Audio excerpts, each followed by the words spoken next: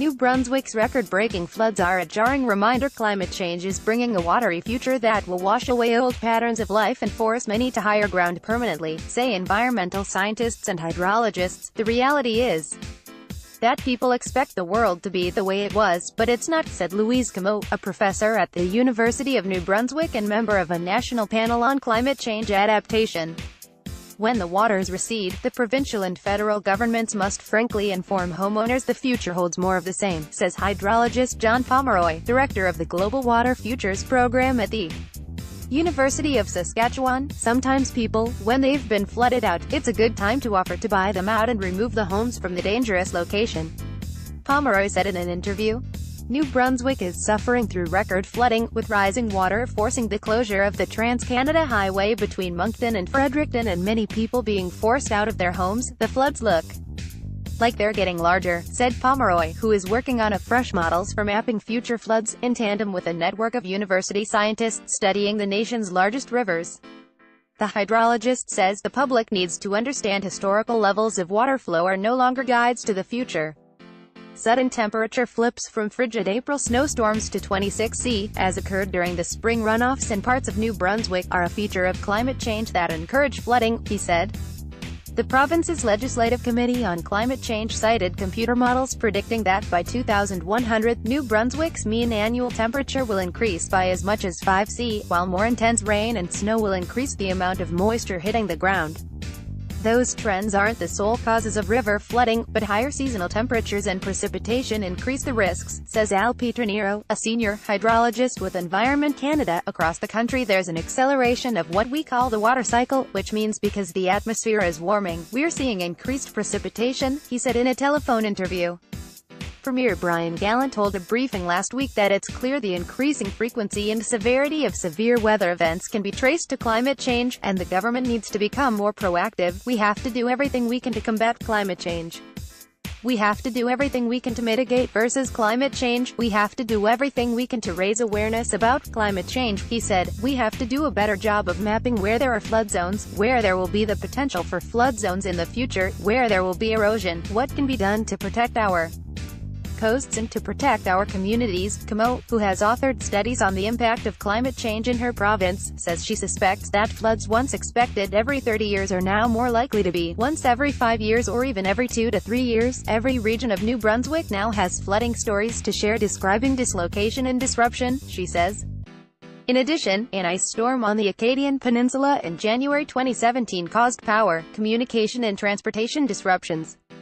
Perth Andover and the Tobique First Nation have experienced multiple flood events, including the province's most costly event at $25 million in March 2012. The province provided $8 million to cover the cost of relocation and flood-proofing of low-lying homes, with approximately 80 homes that were damaged, either demolished or relocated, as well as road and downtown changes to infrastructure. In 2014, in response to recurring flood events, the province released a flood risk strategy, in noting that from 2008 to 2014, the province experienced a threefold increase in disaster relief assistance programs triggered by flooding, and $100 million in meters and direct costs to the province, estimated to be half of total costs.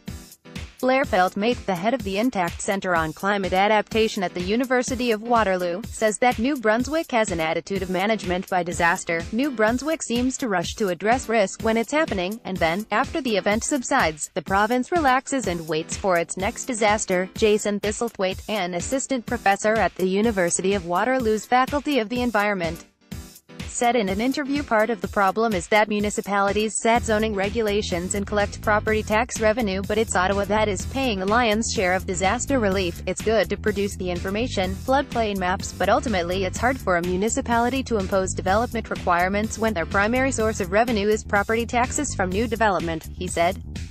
The province must move more quickly to create a common set of standards on new development for all towns and cities to obey, he said.